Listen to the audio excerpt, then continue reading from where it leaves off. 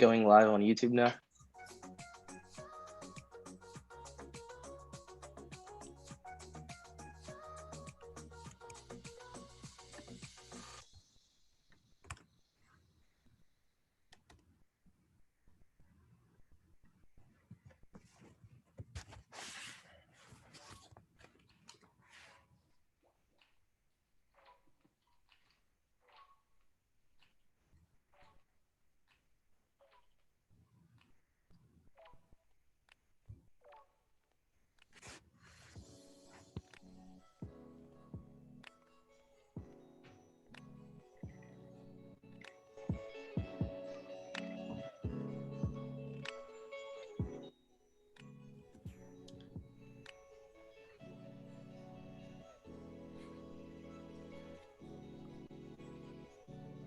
Hey guys, as you enter the event room, be sure to answer the questions in the chat. I'll be posting them sporadically before we get started.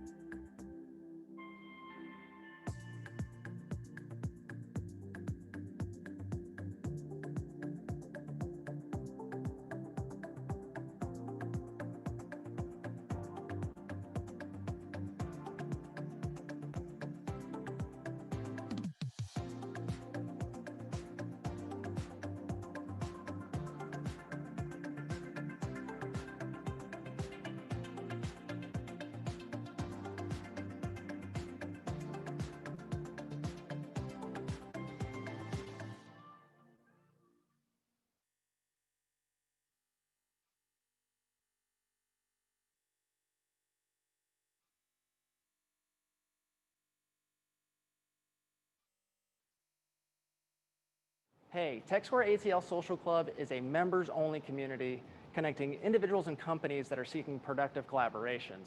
And we're in a space that is designed to foster growth and innovation. We're excited to partner with Startup Exchange for another year to help connect its members with the community here, including over 100 startups, corporate innovation centers, and the researchers here in the neighborhood. Our community workspace is pretty big. It's over 9,000 square feet to allow for distancing. And we want to provide this space for Startup Exchange members in order to help their entrepreneurial ideas grow. So if you'd like to get access, just contact one of the Startup Exchange officers. Welcome to Startup Exchange. We are a professional student-led organization based out of Georgia Tech, and our goal is to empower students at Georgia Tech and young entrepreneurs in the Atlanta community to make their dreams and ideas into a reality. Our organization offers a multitude of experiences, from our membership program to our weekly events, where you can explore the world of startups. Startup Exchange has proved that they are the golden standard for startup organizations. Well, I mean, there's so many. The first one that comes to mind is, of course, Dyson. We're big fans of Air over here. Dyson, yeah, we love Dyson. The Chris Klaus. Graham from Atlanta Techstars. Yeah, awesome guy. One-on-one info. Great Big kept info. up. CEO Michael Siebel of Y Combinator and founder of Twitch. Basically, there are too many to name. Every single week, we're just amazed by the quality of speakers that they bring, information that they share, and just a sense of belonging. Yes, thank you so much, Startup Exchange, and we look forward to growing with you. Thank you. Hi, my name is Saurav Ghoshal. I'm a rising third year majoring in CS at Georgia Tech. And the reason why I chose to be a part of Startup Exchange is because I wanted to be a part of this community that is working towards making a measurable impact in the Georgia Tech student body in promoting entrepreneurship on campus. My favorite thing about Startup Exchange is the networking, where I get to be in the same room as experienced entrepreneurs who've made million and sometimes billion-dollar companies and students who are innovating and building the next Google or SpaceX. You definitely want to be a part of it. Join the Startup Exchange community today. Connect with us on our various social media platforms, check out our website, and we'll see you at our next event.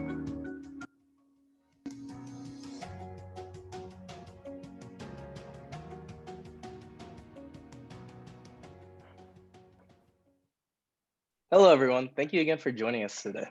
My name is Stevan Shaw, co-president of Georgia Tech Startup Exchange. We're excited to host an exciting fireside chat today with Marc Gorlin. Startup Exchange, to add a little bit more, is the largest student-led entrepreneurial organization at Georgia Tech and actually in Atlanta as well. We bring together the top student entrepreneurs and the Atlanta entrepreneurship ecosystem to host events like this one, as well as workshops, a student incubator, and much, much more. If you want to learn more about our organization or how you can make an impact on Atlanta's entrepreneurship ecosystem, please visit www.startup.exchange.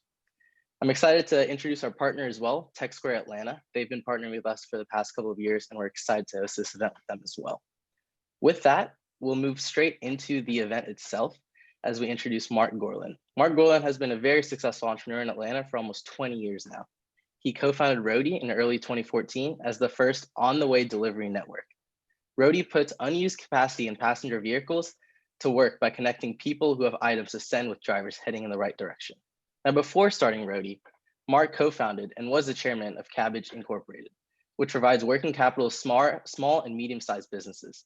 To date, Kabbage has raised more than $250 million in venture funding and has a $270 million credit facility from Guggenheim Securities. The company has provided over $3.5 billion in capital to small businesses and is valued over $1.5 billion. Additionally, American Express actually just announced that they will be acquiring Kabbage, so congratulations, Marc. Lastly, Marc is an active speaker and a serial entrepreneur. He talks on entrepreneurship, innovation, and venture funding. He spoke at South by Southwest, Real Supply Chain, Montgomery Summit, the Internet Summit, and the Southeastern Venture Conference, as well as other conferences as well. Let's go ahead and get into it and give a virtual round of applause to Marc.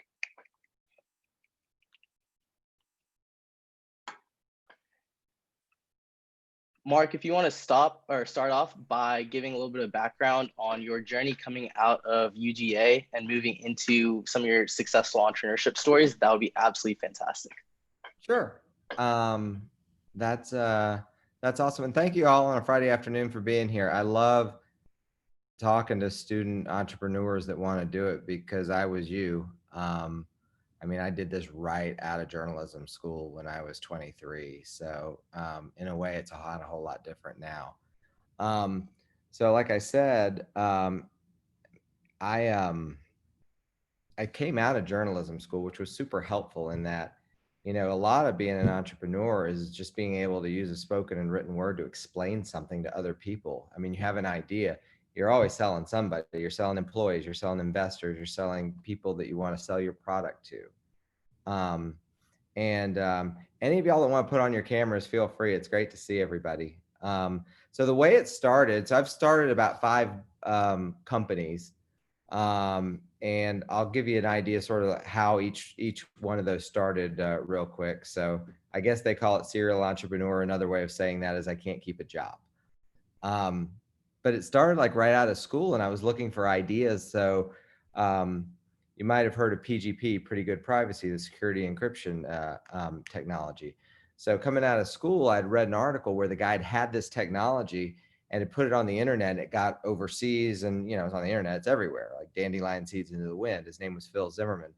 And they treated this code like it was a nuclear missile because at the time encryption of that code was basically classified like a weapon. So the US government came down on this guy for like 5 years.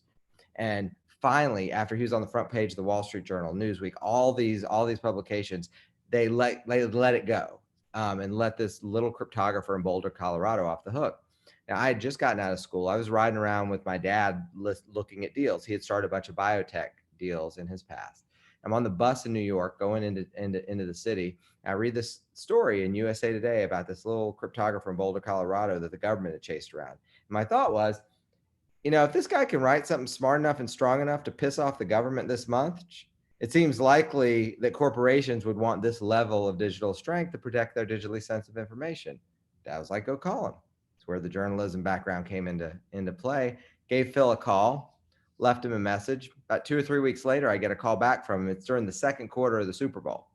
He has no idea it's on. I proceed to have a 3-hour conversation with Phil, which I later learned was a short conversation with Phil. And it turned out, went out to Boulder, met him, and we started PGP, you know, which I was on the board of, did business development, and we eventually sold to Network Associates a couple of years later. Started another company here in town called Vertical One that aggregated personal account information, kind of like you get all your movies and weather and everything else at Yahoo or Google. We did this with your banking, your brokerage, all that sort of stuff. We wrote the patents for here in Atlanta.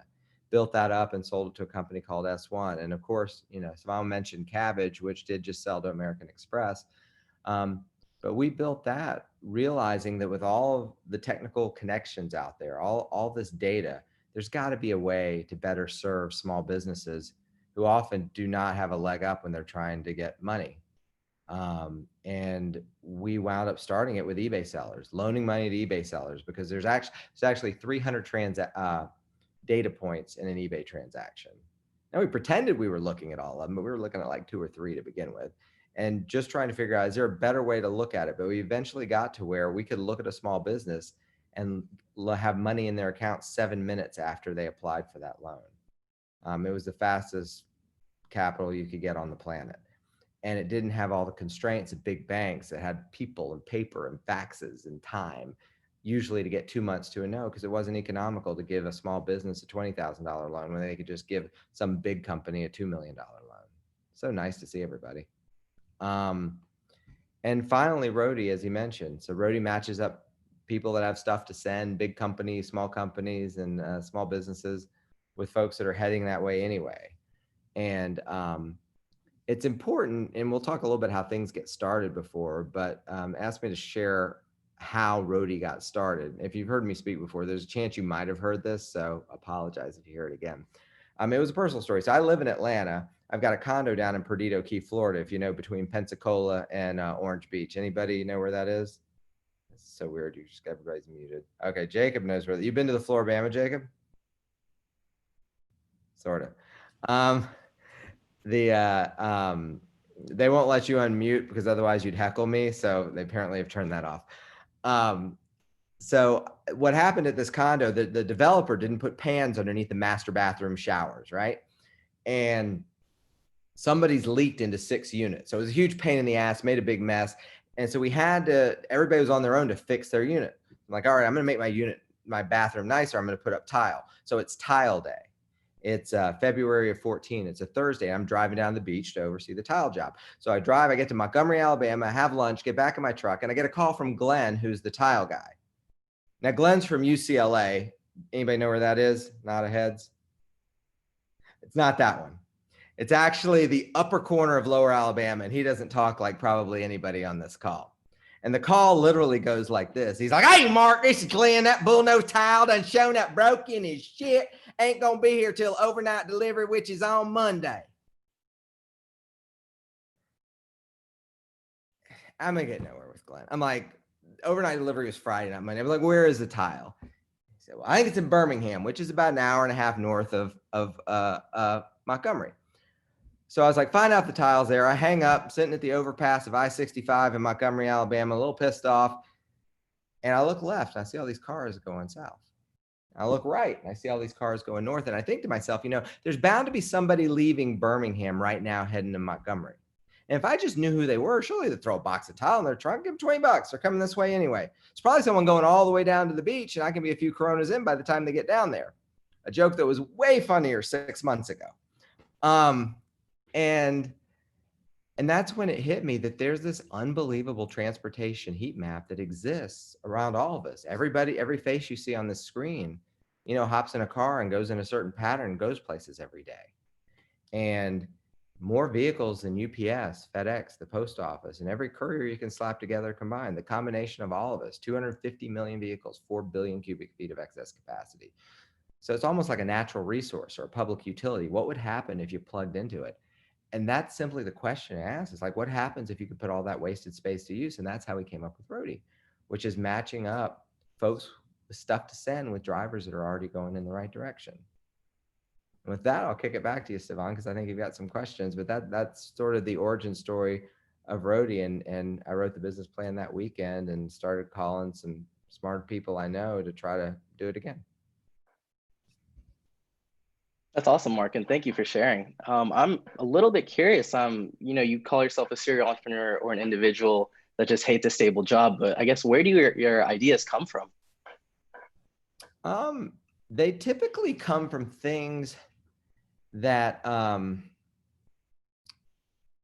there's a couple ways they come. Like with the tile story, they come from, you know, a personal thing that I think could be better. I literally am sitting in Montgomery, like that tile's in Birmingham. I'm looking at people coming south on I-65. Why can't I attach to somebody who's already doing that so I don't have to go up there and get it? Other times, one of my partners at Kabbage, think about different businesses and what would happen if they merged and what sort of creative product sets could come out of it. So for Kabbage, for example, you know, what would happen if eBay bought a bank? What kind of products would come out of that? Like what sort of things would they create if you had sort of the capability of a full-on marketplace in a bank? Kabbage could be one of those things. I mean, same thing I mentioned earlier with PGP. I mean, you have encryption that strong that makes people so angry. People probably want encryption that strong for good things. At the time, you had people like Intel and Boeing that really understood physical security of chips and of airplane designs. They were already using it, and it was hard. It was a pain in the ass to use. But trying to take that product, you know, that had just been this lone developer and commercialize it, there's a lot of other people that need it too. So it comes from a lot of things. But I would say, you know, personal experience is a great way to go about it. I'll tell you one more story of something I'm working on with my 12-year-old. We're down at Universal Studios and walking along. This little girl, about 5 years old, cute as can be, blonde hair, pink shirt, and walking. All of a sudden, you see these bubbles floating up from behind her. I'm like, what is that? And so let's go check it out. We don't want to be creepy. And we go around her and we see it in front. There's this kid with a wand out, you know, and a bubble wand, and the bubbles are going down and they're coming back up. And I was like, man, wouldn't that be cool if you could get bubbles to come out of your shoes? And my son's name is Mills. And he's like, bubble walkers. I'm like, oh, that sounds so cool. Like, who would not want to have bubbles coming out from behind their shoes? I mean, this other stuff, tech stuff is hard, but that's awesome. I would want that. So he was like, can we start it? And that night we're driving in the car and he's sketching out what it would look like, asking if there's a cartridge. And there's a lot of, as I found, a lot of things that go on with that. Contacted one of the guys that started Nerf and did those designs. So we're still working on it. Then you could do them on your armbands, or you imagine the Peachtree Road Race, everybody takes off and you see bubbles behind everybody that have it on their hat. So that's how ideas come up. A lot of it is just paying attention to stuff and asking, how could it be better? How could it be more fun? How could it bring more joy?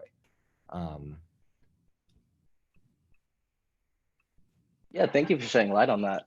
Taking that, I guess, a step further after that ideation phase, how do you test your idea? How do you know if, this is an idea that you want to pursue, or, maybe just put in the garbage can or the side of the table to pursue later on? But main question, I guess, how do you test these ideas that you have? And on that note, real fast, just for the general audience, if you guys have any questions throughout all of this, please put it in the general chat. We will have a kind of question and answer session from the audience as well towards the end of this. So that'll be a great opportunity for Marc to answer your questions. But back to that, Marc, how do you test these ideas that you have? You can't. I mean, you essentially call the smart people, you try to find people, industry experts. My dad did this in biotech for a while. So in that case, he had a great way of doing it, because if there's somebody that came out with a diabetes drug, he goes to the people the smartest people in that field to sort of fact check this new thing and see if it's even possible to be as good as folks say it is. I called a lot of people that wound up seeing a lot of ideas and saying, have you seen anything like this? Every time you have an idea, it's very likely other people have it too. I can't tell you how many emails I've got of people telling me they came up with Rhodey before I came up with Rhodey, and they might have. Sort of an odd email to respond to. I finally found out the best way to do it. I was like, well, he's like, dear Marc, I had this idea for Rhodey a long time ago. Glad to see that the app got going. Bob. So I'm like, dear Bob, great minds think alike. Please download the app and let me know what you think. Marc.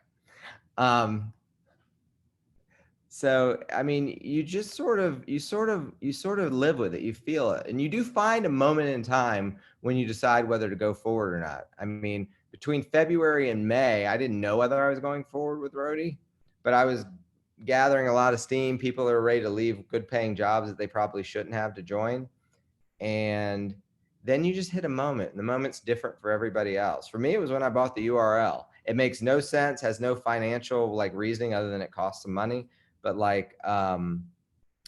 you just have a moment that you've either got to go or not go. So there's no perfect test to do it. There's no perfect screen, and there's no perfect person to talk to. It's the combination of all of that, and whether you think you can figure it out yourself and get people in to figure it out. I think the other part is who do you bring around it? So when you're looking for partners and early people to get into a deal, you want generalists, you want figure it outers. I always tell my kids this, and it's what we always test for in interviews, is how do you figure out things? Because startups are it's like a wall with a window and a door, and they're both locked, and someone sits outside it and get through. They don't have a key, but they could get a key. Maybe they steal a key. Maybe they break a window. Maybe they kick in the door. Maybe they dig under it. Maybe I don't really care. I just want them to get through the damn door. Everything goes wrong, and everything is a problem when you're first starting it up. So you need people who are figure it outers, who don't they don't bother them.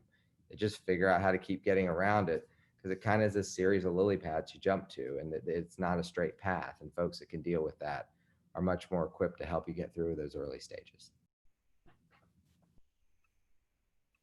Great, thank you. Thank you for providing insight. I want to dig a little bit deeper into, you kind of stated surrounding yourself with great partners, whether those be generalists or people that will kind of stick around and are full-fledged with the idea. Maybe even for student entrepreneurs, I know our audience is a little bit more on the educational student side. Do you have any suggestions on finding that second, that third, that fourth individual to join your team, or partners and mentors to surround yourself with, whether it be through your experience or any suggestions that you have for any student entrepreneurs currently as well? Sure. So, you want to pick partners and get to know them pretty well before you do it. It's ideal that if you're big product, grand vision, you might need a technical co-founder, someone that knows how to build the ideas you're dreaming up.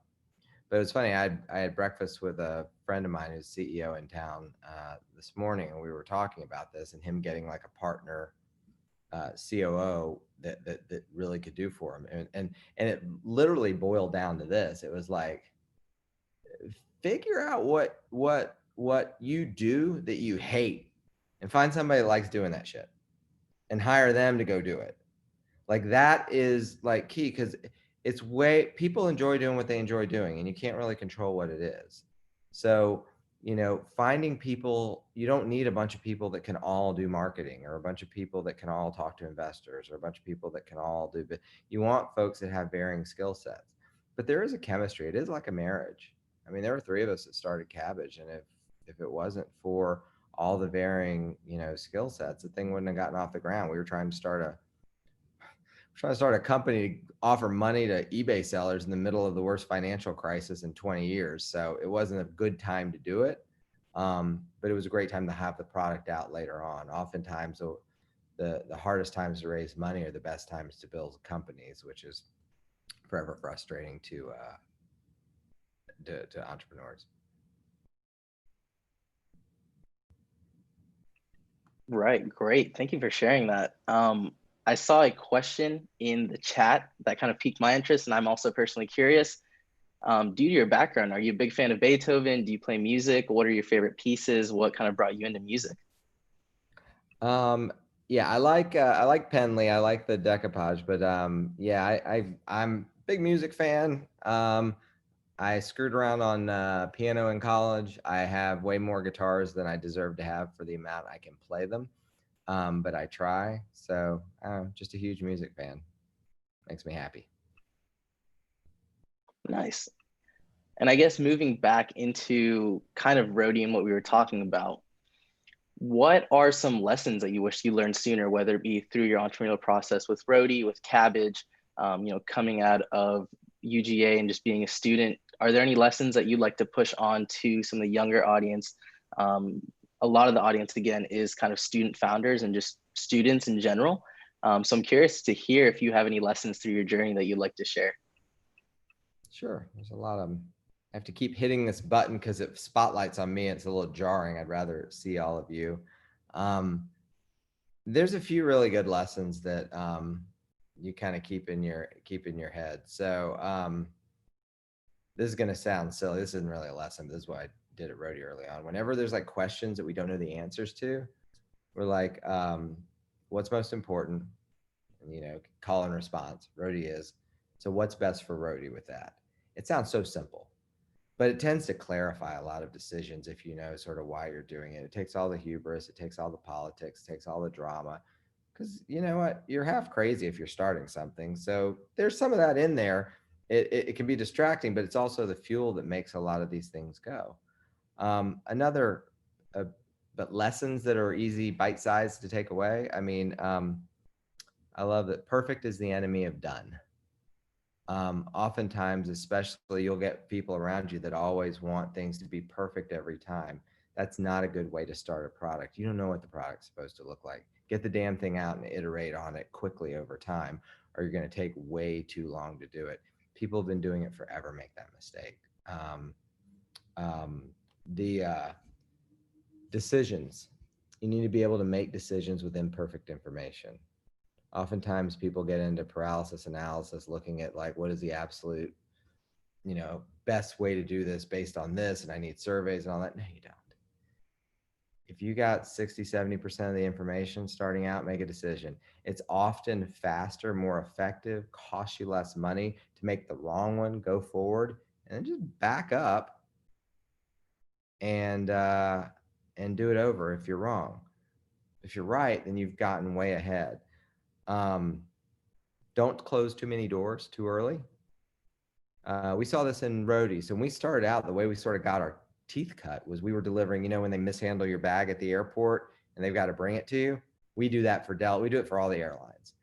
And people are like, well, maybe we should just do that and just do baggage. I'm like, no. And they're like, well, we should cut this down. We should focus. No, you shouldn't. Don't close too many doors too early when you start out, because you might need one of those doors open in like 2 or 3 years when your product and your thinking and your team evolves and you realize what you can be when you grow up. You know, man, you're just holding on to that stick of the 747 and pulling back and trying to get it in the air with all the people on it. So what it looks like to get it in the air with all the people on it isn't necessarily the thing that's going to give it a smooth ride and get it halfway across the world. It's also not the thing that's going to get it landed with all the passengers alive on landing. So it's different skills and stuff at different time. A couple more. There's value in the grind. Oftentimes they're like, what should I do? What should I do when I'm starting it? You just do, you just go. Like if I always looked at it like, because I'm not crazy organized as Heather, who's on here and works with me, will tell you, but you got to do a little bit every day. So when we were starting it up, you know, one of my things is like set up your email, with your new company name, marc@rhodey.com. I was accomplished that day.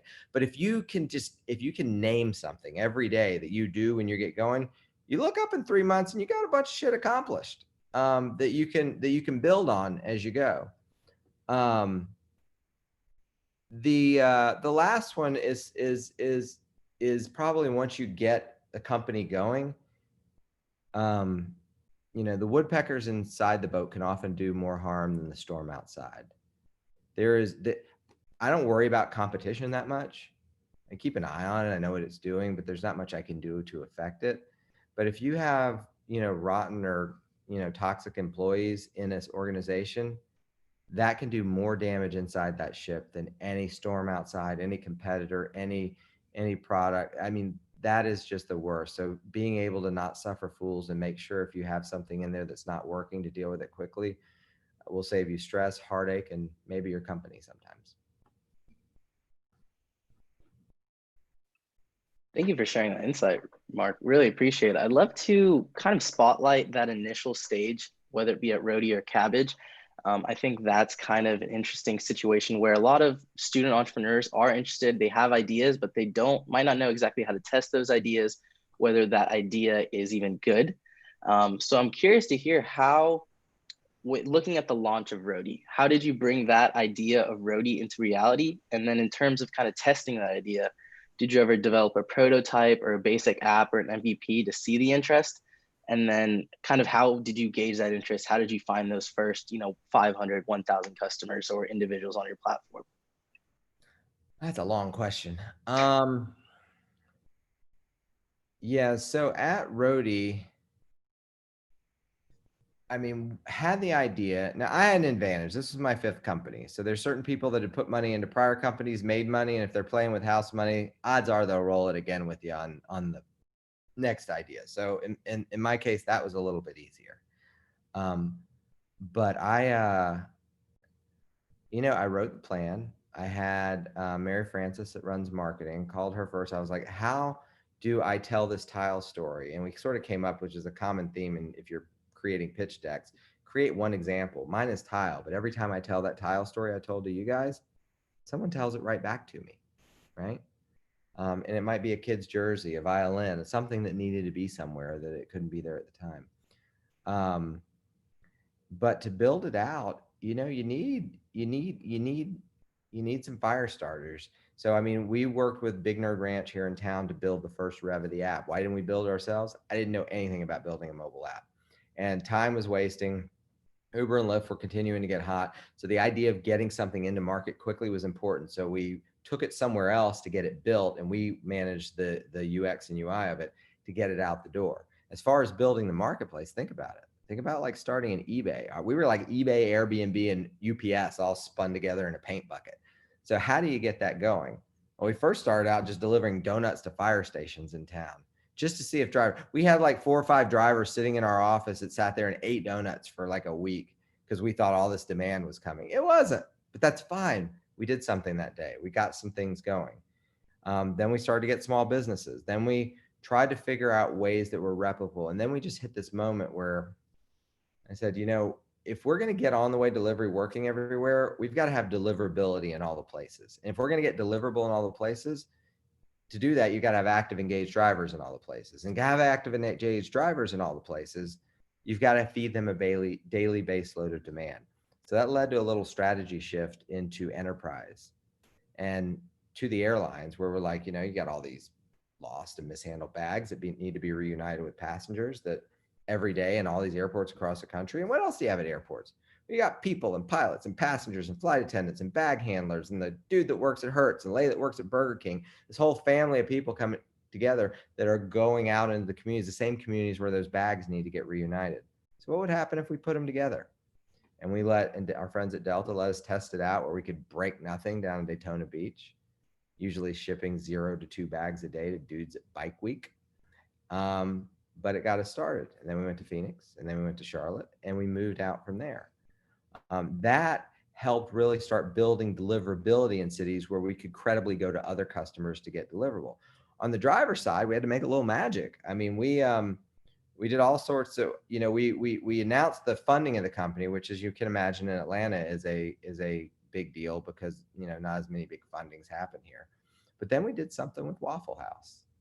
And what happened was, we did, at the time, people were like, I don't know if I want someone to bring a package to my house or to my work.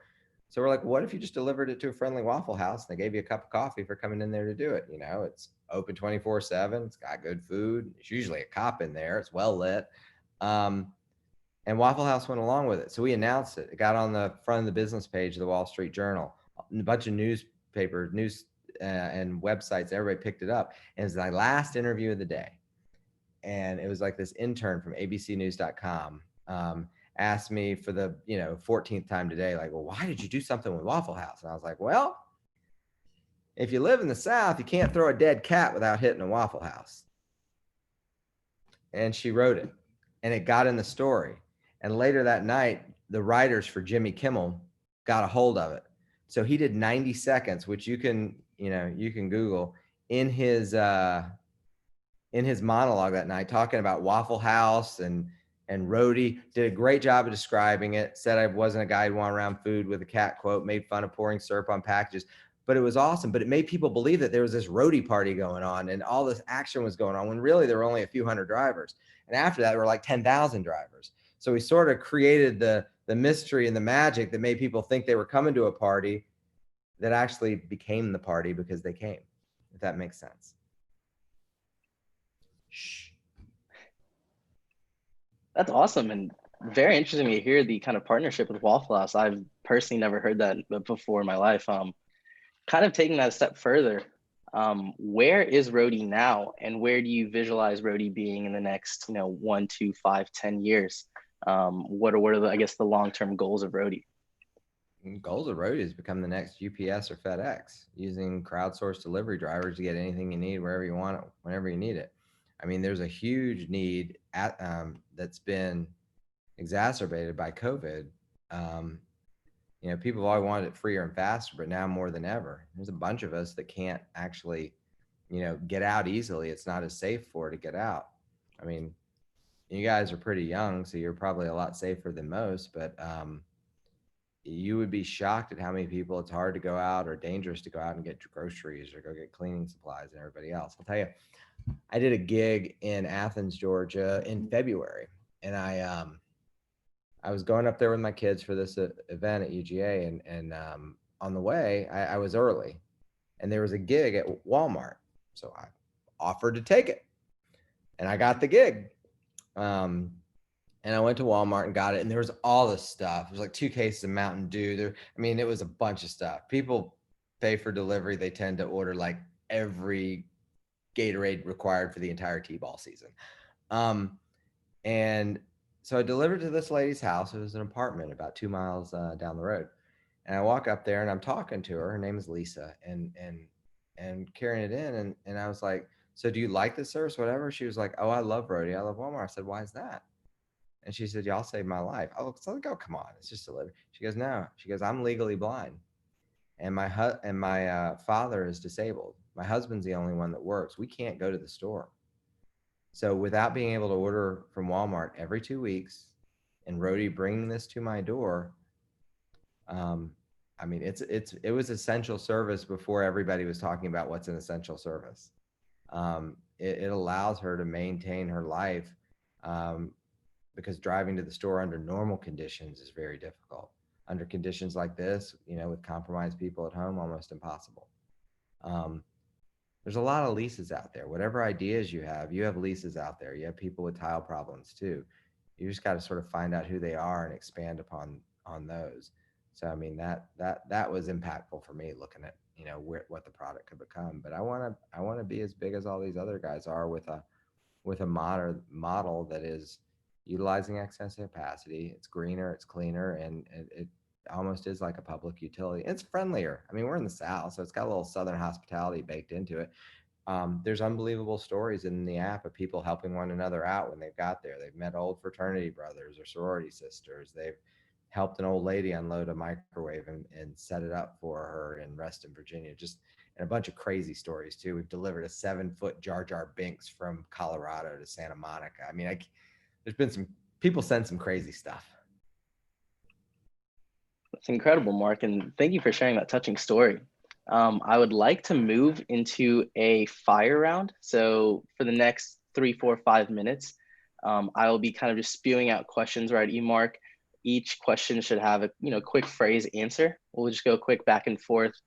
These are going to be very casual questions, just for the audience to kind of learn a little bit more about you, see how you think, what you enjoy. So let me know when you're ready. Sure. Hang on, let me get this back to where I can see everybody. Ready? Yeah, go for it. Favorite city in the US besides Atlanta? Perdido Key, Florida. Favorite song? Tiny Dancer, Elton John. Scale of 1 to 10, how good of a driver are you? 9. Oh, that's pretty high. At what age do you want to retire? Why are you laughing, Heather? That's kind of bothering me. What's that? At what age do you want to retire? Non-applicable. Not applicable. Invincibility or super strength? Ooh, invincibility. Do you think it is wrong for a vegetarian such as myself to eat animal crackers? Yes, it's horrible. Pick a lane. Do you snore? Yes. Say a word in Spanish. Me llamo Marc. Have you ever worn socks with sandals? No. Favorite Atlanta restaurant? El Torero in Chamblee. I drive past 28 Mexican restaurants to get there. Wow. I used to sneak out of school because I went to Chamblee High School to go there for lunch. So it's not the finest of cuisine, but I swear they put crack in the sauce and the cheese dips to die for. So you should try it. Noted. Favorite drink?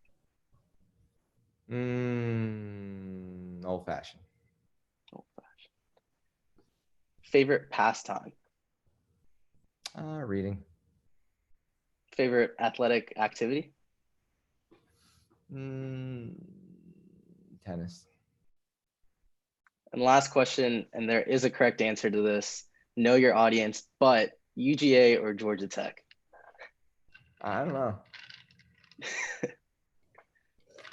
We'll do to be determined on that one. What was that? Did I hear Go Jackets? Is that what I heard? No, I've got my cup right here, man. Worth a shot, worth a shot. Thank you for partaking in that. We will now move to some audience questions in the chat. So if you guys have any questions, I know you guys have been putting them in thus far, but this will be a good opportunity as well. So to kick that off, first question that I have, what advice, this one's from Bill Miracle, what advice would you give to entrepreneurs who have formed a team but notice that their team members aren't committing to the startup as much as they believed? Well, I often think that it's a good idea, Bill, to give it a minute to marinate with the people around you, because you're going to find that some people fall out. It's kind of cool at first. This shit's a grind. It's hard. So you figure out who's sort of in it over time. Try not to tie yourself up in stock or what have you too early on with these folks until you sort of know. I mean, we had the same thing at Kabbage. There was a fourth partner that, it was just, there wasn't a spot as we went on and, treated respectfully and all that. But, people need stuff that they can do, especially early on. Generalists are great because they got to do lots of things. but I think you do it. And then you have honest, upfront conversations with them about it and be like, this is where we want to go and what we need to do. Are you into this? And if not, that's fine. You're probably still going to participate in it because you're here at the beginning, but we need to figure this out because we've got to make room for folks that can make it successful for all of us. That makes sense? If y'all have follow-ups, you can unmute them. I don't know how all this works. So however you want to run it. Yeah, if you do the raise hand feature, we can unmute you and you can ask your question through the microphone as well. So feel free to do that. On that note, I will ask one more question just from the audience. It's all surprises to me because I can't watch this, do that, and see the chat at the same time. So. Marc, what do you think was the biggest strength you gained from pursuing journalism? And if you could do it over again, would you have changed anything or would you have kept the path the same? This question is from Monroe Ramsey. Monroe Ramsey, where are you, Monroe? You're not showing yourself, are you? Or maybe you are on the sex page. Oh, there you are. You're not showing yourself. So I wouldn't change a thing. I mean, even being like a UGA guy, I think journalists can generally run around the business, and you can buy lawyers, you can buy accountants, you can pay them to do that job. Finding people that can explain ideas and get people committed in their minds and in their hearts to new things is a hard thing to do. Learning how to go tell stories in a journalistic sense of what happened at the courthouse, what happened down the street was a great training ground to be able to do that. And also do probably what doesn't happen a lot, or especially is not happening a lot right now in the world, is just being able to connect with people that aren't necessarily like you. They don't look like you, they don't have the same beliefs as you, but still treat them with respect and try to explain something. Journalists are supposed to be able to do that and do it without fear or favor. And I love that. And I think being able to do that allows you to present a whole lot better and a lot more real and be better at storytelling. Most people that pitch to investors is death by PowerPoint. I mean, it is miserable. So being able to tell a story around it and do it. And then when you're selling your companies like that, I mean, that's how we've done it with Kabbage. It was, we created this character named Bill, who's a small business, a little cartoon, a small business owner. He could never get a break from the big banks, and the big banks were rich. He was a cartoon too. He looked nasty. And then and he would never give Bill a loan unless he had all this data and what's what Kabbage could do. And then we just showed there's a bunch of bills out there. Now, I could have shown a bunch of stats on how small businesses don't get loans and why they don't and what they give it to big companies, but not nearly as engaging as Bill and Rich.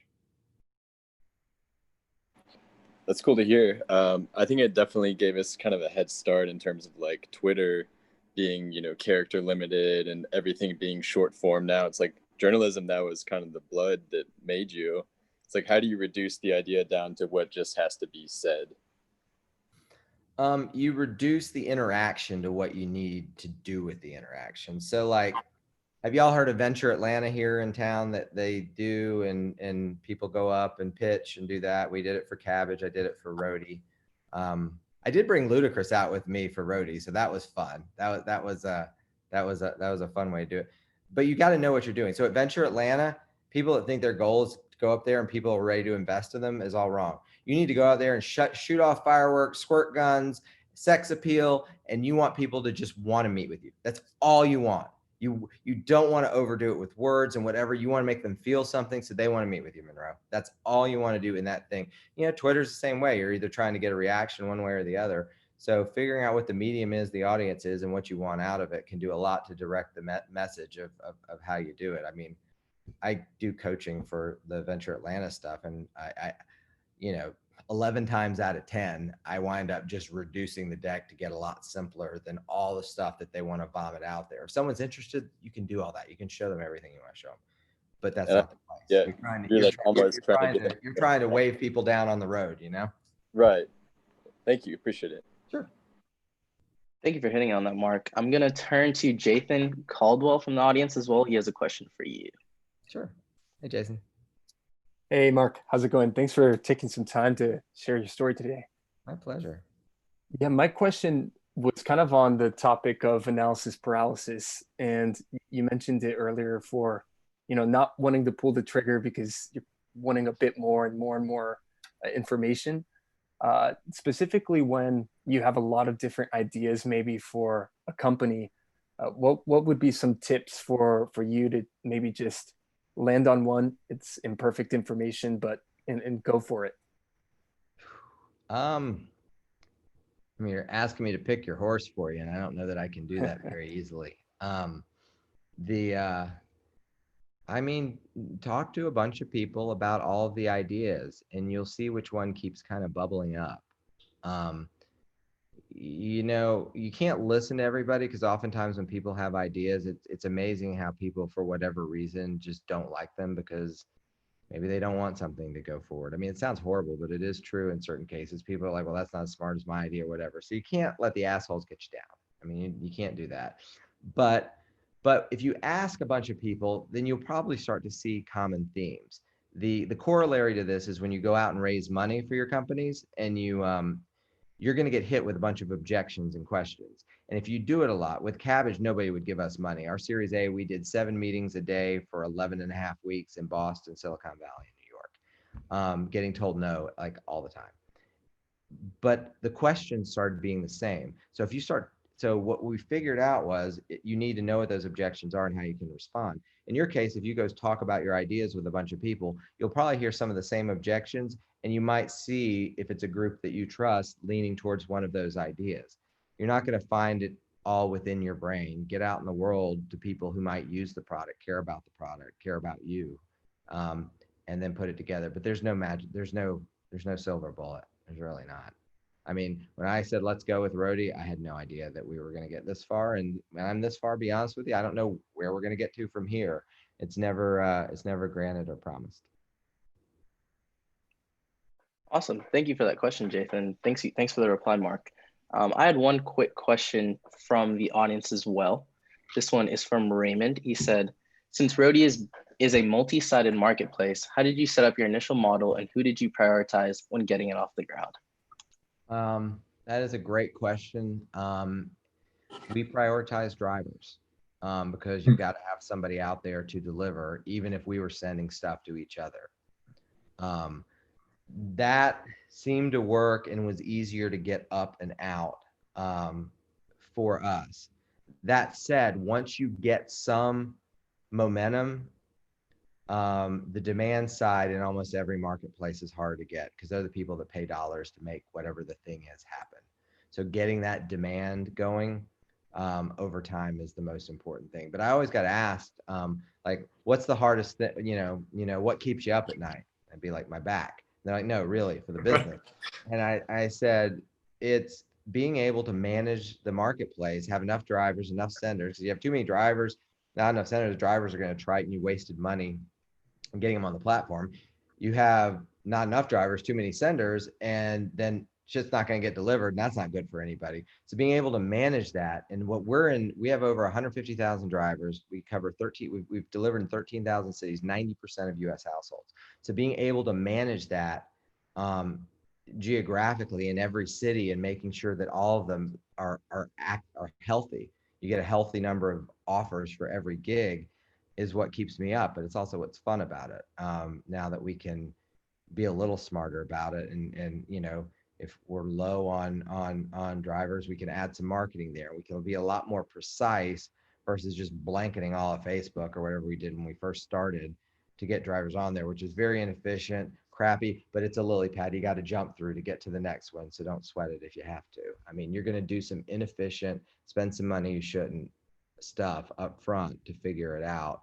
And you shouldn't wring your hands over whether you did it wrong. You should just start doing something else once you figure out it's not right.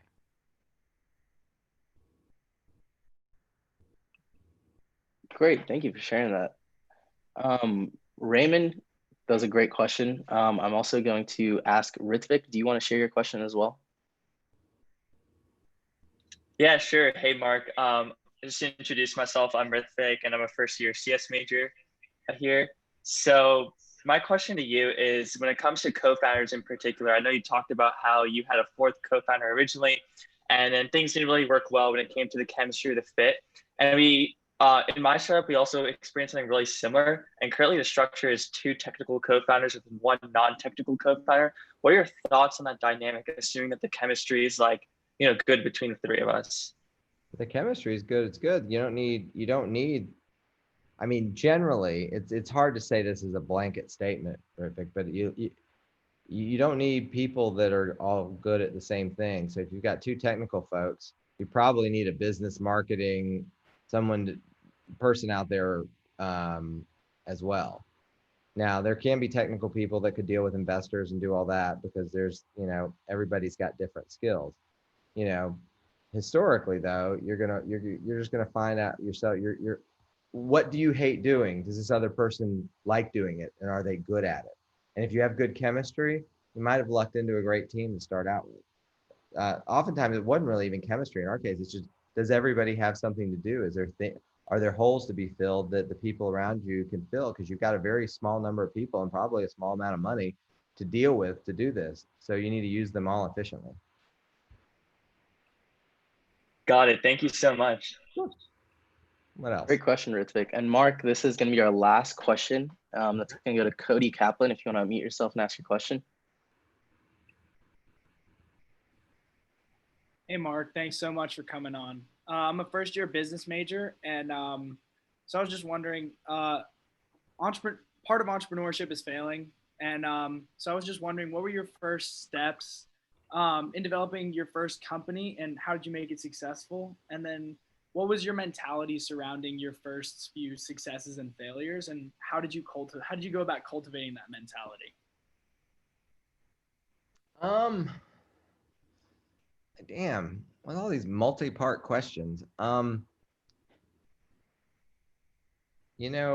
With the first one, I was learning, Cody. My dad started deals for 30 years. I was just out of journalism school, getting paid 10 grand a year to ride around with him, read the newspaper, and try to prove all of my friends' parents wrong that thought this was the stupidest shit they'd ever heard about a kid doing with their dad.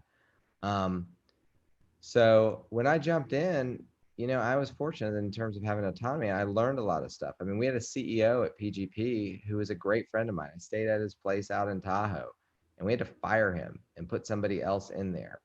You learn real early about the stuff that you've got to do to actually make these succeed, and somewhat divorce yourself from some of the emotion of it, which you've got to do to make them succeed. I think the thing that I got the most is, and it's going to sound trite, it's just perseverance.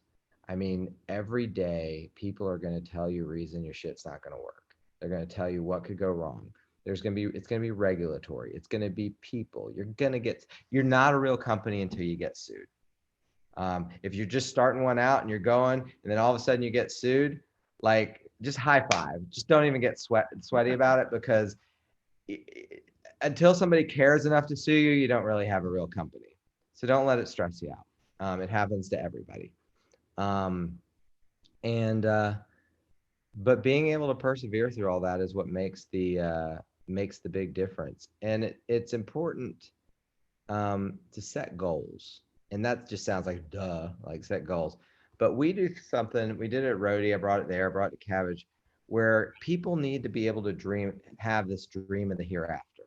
And this again comes from my dad, like some sort of tangible goal that everybody gets. So at Rhodey and at Kabbage, we had I'll tell you it both ways. So at Kabbage, it was December of 2010. I came into the office and had and we're in there. We couldn't raise any money. We couldn't rub 2 nickels together. My family quit calling me back. And I came in there at Christmas time, and I had like 5 or 6 bottles of Veuve Clicquot, nice champagne. And I'd had a label put on them that had the Kabbage logo at the time. We hadn't picked it. I picked the wrong one, but that wasn't it. And it said, to be opened by Marc when Kabbage reaches a $50 million valuation. And I handed it to everybody. It might as well have said $50 trillion valuation, for the likelihood that it seemed at that time that we would have gotten to that. But we held on to the bottle, and we raised an A, didn't get there. And another year later, we wound up raising a B, and we got there. I actually used that bottle as a leverage to try to get the B to a certain price. And And by God, we pulled the whole company together, popped them some bitches open, and we poured it for everybody in the company. And we all had a toast to reaching that goal. And when we got done with that toast, we pulled a black cloth off of a table, and we had new bottles with the correct logo, mind you, for everybody who was in the company at that point in time, for them to go on and have what the next goal was to get to in Kabbage. In Rhodey, we had the same thing, which was a gig number that we had to get to, which we did, you know, last year with everybody, and everybody that was there shared in everybody else's champagne. We told stories, and then we had a new bottle that got there. It's interesting, in our last bottle that we have for Rhodey, the artwork on it is like a NASCAR, and it has like Delta and Waffle House and Home Depot and all the people we work with now, because it's going to be interesting when we get to that next level, like who are the people that would be on that NASCAR, you know, at that point in time. So it's important to have things like that. And that stuff, by the way, is a great sales technique too. For some of our clients that we've had, we're like, this is really important that you get to 25,000 gigs. And I brought them all a bottle of champagne with their name on it. It's not just a bottle, it says your name on it. So like big corporations, I'd show up with these champagne bottles, and they have them on their desks in the office, and it makes them think about it every day. It makes them look at it. It does it for your employees, and it does it for the people that you want to sell to. Wow. Thank you so much. Sure. Thank you, Marc. Really appreciate you sharing your insights. As we come to our closing, I want to ask if you have any last words of advice, wisdom, tips, our audience, again, kind of students as well as student entrepreneurs working throughout ideas, as well as just kind of Atlanta entrepreneurs in general. But I'm wondering if you have any advice concluding that you want to share with the audience. You know, be a good communicator. It tends to get rid of a lot of drama. You've got to talk to a lot of different people. Know that as you build your company, that the ideas, like for Rhodey, the best ideas in Rhodey are not going to come out of me at this point. They're going to come out of this wonderful assemblage of people that have left good jobs elsewhere to come and do this. And I guess I'll finish with a story that sort of tells that story. Like good advice is, has anybody heard of Kleiner Perkins, the investment firm out on the West Coast? You know, they did a bunch of big deals, and so when we were raising money and we couldn't raise any, myself, Rob, and Catherine were traveling all over doing 7 meetings a day. It was like the 4th or 5th meeting. We'd gone to San Francisco, come back down, gone into Kleiner Perkins, and it was probably like 2 o'clock. We hadn't eaten lunch. We're starving. And we go into Kleiner Perkins, and every day in these VC firms, because they have billions of dollars just rolling out of them, they have these unbelievable lunch displays. There's fish, there's beef, there's steak, there's salad, there's chocolate chip cookies the size of my head. It's unreal, and we're starving, but we're like, man, it's not going to be cool if we like ask for a plate, right? So we go on into the room, and we do our meeting with the guy. We get done, and we're walking out, and it's like, we really should have grabbed a plate. And we think about it, and we just go on back to the car, you know, probably get a pack of crackers at the gas station and continue on to the next meeting. We got the call back from Kleiner, you know, a few days or a week later, and they did not invest in us. So the lesson is to eat the food at Kleiner Perkins. The little shit that you're worried about doing that's going to cause a problem for you is likely not to. None of that little stuff is probably going to matter. You want all your decks tight, you want your presentation tight, but that little sort of stuff that you're worried about doing this right or wrong, it's on the margins. It's not going to matter. And you need to be able to do stuff that feels crazy or uncomfortable. You need to stand out in front of others. So, you know, sometimes you got to just sort of make hay with what you got. So I would, whatever the version of Kleiner Perkins you have, is always like eat the food and get 2 plates. Thank you very much, Marc, for joining us today. If we could give a quick virtual round of applause, I think that would be great. Like a golf clap. Yeah, quick golf clap, that inaudible golf clap. But thanks again for joining us. We're going to move into our second section of this event, which is going to be sadly virtual networking, but we have a fantastic platform to facilitate that. Actually built by a couple Startup Exchange community members as well. It's a great platform called Gatherly. Allows you to kind of walk around, feels like you're doing an in-person networking event. But that's what we'll be transitioning to after this. So that will be on sx.gatherly.io. Additionally, if you want to learn about any of our upcoming events, our next event is September 4th. We're hosting an event with Y Combinator, and there will be office hours where individuals will be able to pitch their startups as well. So if you want to learn more about that event, check out our website. That's again, startup.exchange. And then lastly, feel free to fill out the networking sheet that is put in the chat as well. This is a good way to kind of meet each other in a bit of a virtual setting and share each other's LinkedIn. It's a great way to meet other individuals and other co-founders as well. So again, thank you again, Marc, for joining us. He's gonna stick around and join us on Gatherly for a little bit of time to answer some of your last questions. So from here, please view the URL in the link, sx.gatherly.io, and meet us there. Thank you again, Marc. Thank you.